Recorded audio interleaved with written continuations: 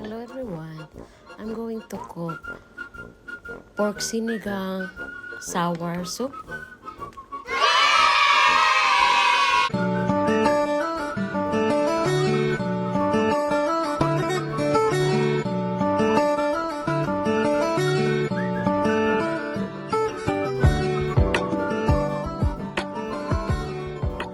Guys, today I'm going to cook sinigang na baboy, sinigang pork. It's a Philippine style recipe. So I need to put salt, the meat. Then you have to mix it. These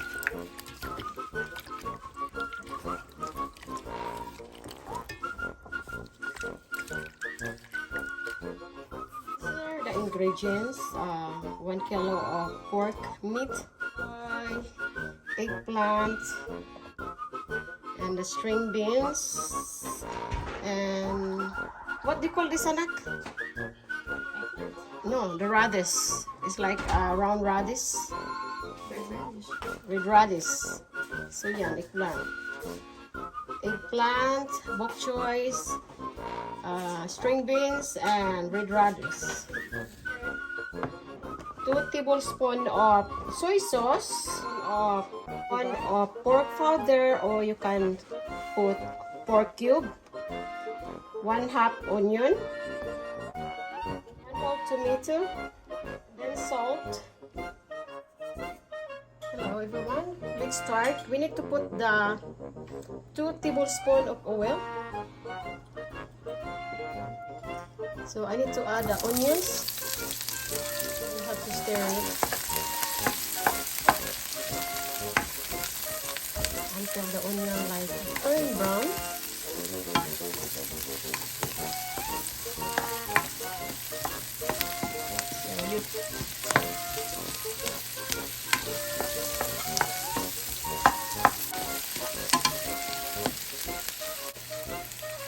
Garlic. So you have to stir it.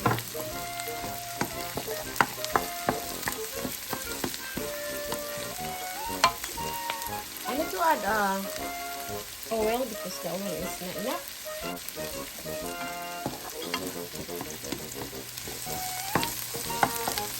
So make sure the onions and the garlic turn brown before you put the meat. 1 whole of tomato. So let the tomato turn like cook. 1 kilograms of pork.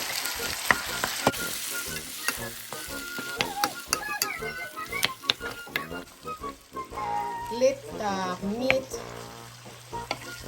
cook. Let the meat turn brown. We need to cover until the pork meat is brown.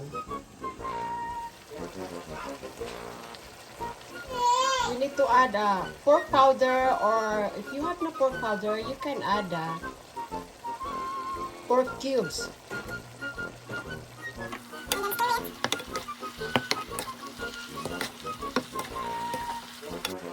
Simmer it until the pork meat is turned brown before we add water. So now the meat is not turned brown now, so we need to add hot water or cold water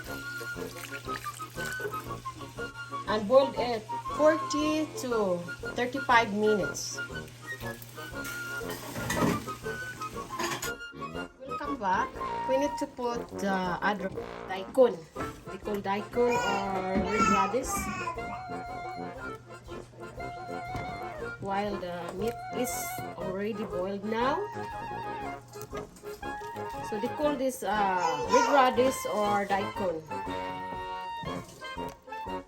We have to simmer it again until the meat gets soft. So another 20 minutes more to go. sugar, 2 tablespoons of soy sauce or fish sauce. Cover and simmer 20 minutes. Welcome back. I forgot the tamarind powder. 3 tablespoons of tamarind powder. It's up to you if you put like sour your sinigang. We have to boil here until the meat is soft. But when you see the water is, look, it's turned dry, you can add water.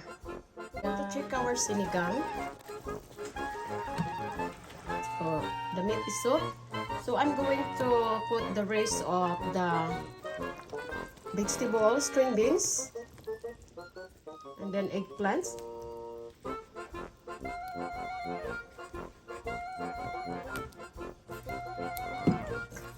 Now our soup. Eggplant is cooked.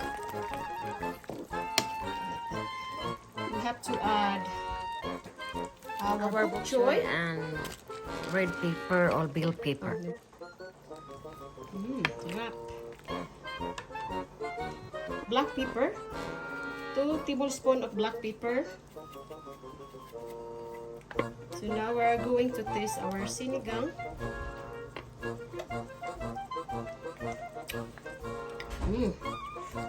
Good. It's very good. So now the meat, we need to check the meat, make sure the meat is cooked. See, it's too soft now. So this is a Philippine recipe. We call her, guys, pork soup, sinigang. You have to put like, if you wanna, it's like a sour soup, Philippine recipe. So this is the powder is tamarind soup, or you can put the fresh fruit tamarind or leaves. So now we are going to boil the soup, and then we'll come back. Boil for 3 minutes. And the food is ready. So to those who don't subscribe my channel yet, please don't forget to subscribe, like, share, and comment. Thank you very much and appreciate too much. Everyone, I will come back to check my sinigang pork. So now, let's see. So we need to off the oven. So we don't want to overcook the vegetables. Sinigang, it's ready to serve. It's very good and very delicious. So it's very easy. I'm going to transfer the food on the bowl.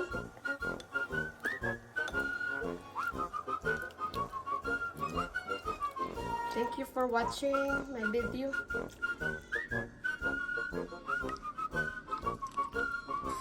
Spicy. Then you can add like chili.